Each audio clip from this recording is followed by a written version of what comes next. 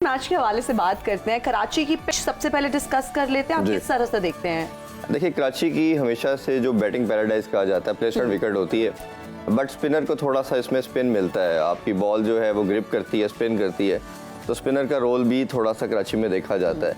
अब देखना पड़ेगा कि क्योंकि बारिशें भी थोड़ी हुई हैं, थोड़ा सा कराची में अच्छी चीज़ है कि विंड भी रहती है, तो ड्यू फैक्टर देखना पड़ेगा जी। अगर तो ड्यू फैक्टर आता है तो फिर चेस को प्रेफरेंस दी जाएगी, बट अगर ड्यू फैक्टर नहीं आता, अभी तक मेरे ज़राए के मुताबिक लास्ट 2-3 डेज से ऐसा ड्यू नहीं आया, क्योंकि काफ़ी पीछे बारिशें भी हुई हैं, हवा भी काफ़ी विंडी भी था वेदर, तो उसकी वजह से ऐसा नहीं आया। आल्दो कि अब स्प्रे भी किए जाते हैं कि ड्यू फैक्टर को मिनिमाइज किया जाए।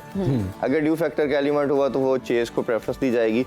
और अभी खासतौर पर पाकिस्तान ने दोनों मैचेस चेस करके ही पिंडी में जीते हैं। पिंडी में तो खैर टोटली प्लेसमेंट विकेट रहती है और ड्यू फैक्टर भी आता है, और काफ़ी ठीक ठाक आया सेकंड मैच में भी।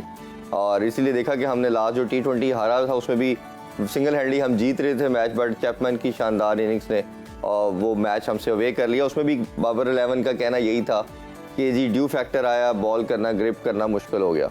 तो ये एक चीज़ है। बाकी नेवरदलेस हमारी टीम काफ़ी बेहतर है, बैलेंस है। न्यूजीलैंड को क्रेडिट भी देना चाहिए कि उनके 9 मेन प्लेयर जो हैं वो अवेलेबल नहीं थे ड्यू टू IPL, वो उधर प्रेफरेंस दी। ये एक लंबी डिबेट है, इस पर फिर हम कभी सिटिंग करेंगे क्यों जाते हैं। हाँ। अच्छा, फिर उसके अलावा ये था कि आपका उन्होंने जितना टफ टाइम दिया, T20 सीरीज उन्होंने इक्वल की, और अभी इसमें दोनों मैचेस में उन्होंने बड़ा अच्छा रन बनाया। एक क्वेश्चन मार्क इधर हमारी बॉलिंग लाइनअप के ऊपर भी आता है कि आप कहते हैं ये है कि दुनिया की नंबर 1 बॉलिंग लाइनअप है, और पहले मैच में 287 करवा लिया, सेकंड मैच में 337 हो गया हमारी बॉलिंग के अगेंस्ट।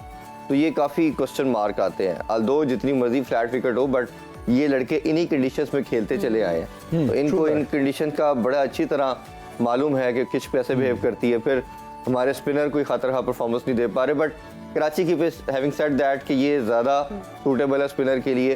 शादाब या उसामा में से जो भी खेलते हैं तो उनके अच्छे चांसेस है, नवाज तो ऑलरेडी है ही हैं, तो ये एक अच्छा कंपटीशन हो सकता है। बट ऑन गिवन सर्कमस्टांसेस मेरा ख्याल है पाकिस्तान को थोड़ा ज़्यादा एज है। ठीक हो गया, पाकिस्तान को ज़्यादा एज है, आप ये कह रहे हैं। ओके, मतलब कराची में मैचेस भी हो रहे हैं और फिर कंडीशन भी सारी हमें सूट करती हैं। हमारे बैटर और बॉलर भी इन कंडीशन को काफ़ी अच्छी तरह जानते हैं, तो वो ज़्यादा था। और मेरा ख्याल था कि पिंडी की जो पिच है वो शायद इन सारी जितने भी तीनों वेन्यूज में से सबसे ज़्यादा वो न्यूजीलैंड को सूट करती है। पाकिस्तान के पास ये चांस है कि वो 4 मैचेस जीत के ODI की रैंकिंग में नंबर 1 पे आ जाए। आज ही 2 जीत चुके हैं, 3 अगर जीते हैं तो हम ODI की रैंकिंग में नंबर 1 आ सकते हैं। 5 मैचेस की सीरीज है, टोटल 4 जीतते हैं तो हम नंबर 1 पे आ सकते हैं। नहीं, 5वां का भी है, 5-0 व्हाइट वॉश करना होगा। अच्छा, अगर व्हाइट वॉश करते हैं तो फिर आ जाते हैं। अच्छा इरफान साहब, इफ्तिखार और अब्दुल्ला शफीक की बात करते हैं। व्हाट डू यू थिंक आज किसको खिलाया जाएगा?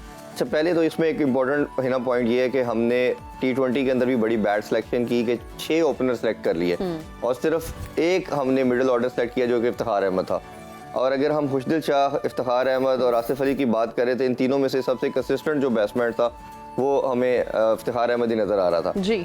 अब जब वो परफॉर्मेंस दे रहा था तो उसको ODI में रखा नहीं गया, उधर हमने हारिस सुहेल और सलमान अली आगा को प्रेफरेंस दी। अब जब हमने देखा कि हारिस सुहेल अगेन पता नहीं उनके साथ क्या उनकी बैड लक है, कभी कभी इंजरी आ जाती, कभी कोई और प्रॉब्लम आ जाता है, वो अगेन शोल्डर इंजरी की वजह से जब सीरीज से आउट हुए तो इनको डक किया गया। तो मेरा ख्याल है कि ये अपॉर्चुनिटी दी जाएगी इफ्तिखार अहमद को।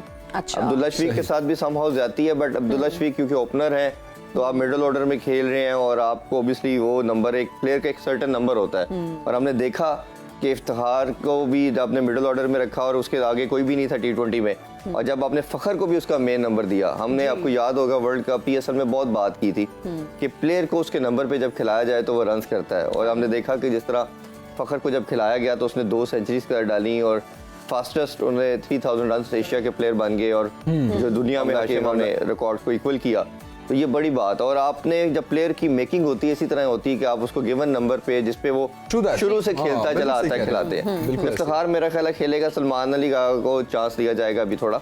हाँ, ये है कि सीरीज जीत के आप किसी एक ओपनर को ले ऑफ करके फिर अब्दुल्ला शफीक को मेरा मानना ये है कि खिलाना चाहिए। अच्छा, सीरीज से मुझे याद है एक इंडिया में भी एक सीरीज चल रही है, हाँ। और उसमें क्रिकेट का बहुत ड्रामा ज्यादा नजर आ रहा है, कोई कभी किसी से लड़ रहा है, कोई कभी, ये क्या कोई रेटिंग उस सीरीज की कम आ रही है तो ये हरकतें हो रही है? सारा कुछ होता है, लेकिन आपको मैं बताऊं जो गौतम गंभीर की पर्सनैलिटी है, हमें भी इत्तेफाक हुआ लेजेंड लीग को कवर करने के लिए हम दोहा गए, तो वो इंडियन लायंस के इंडियन महाराजा की टीम के वो कैप्टन थे। बिलीव ऑन मी, मैं टीवी पे बता रहा हूँ कि जितना भी मैंने एक प्लेयर के को था, जनरली इंडियन के जितने भी प्लेयर थे वो हमसे आके या बाकी सब प्लेयर से मिलते थे, he was the only player जो किसी से बात करना पसंद नहीं करते। तो मेरे पाकिस्तानी प्लेयरों से भी बात होती तो सबका मानना ये था कि गौतम गंभीर की पर्सनैलिटी ही ऐसी है।